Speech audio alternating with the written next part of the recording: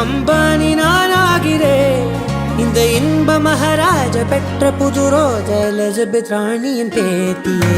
தாயே தாயே மகளன வந்தாய், தந்தை சிந்தை நலமுற வந்தாய்.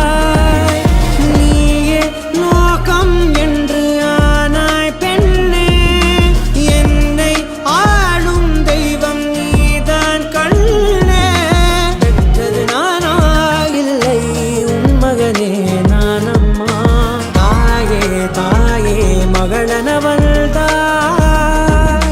தந்தை சிந்தை நலமுற வந்தாய்.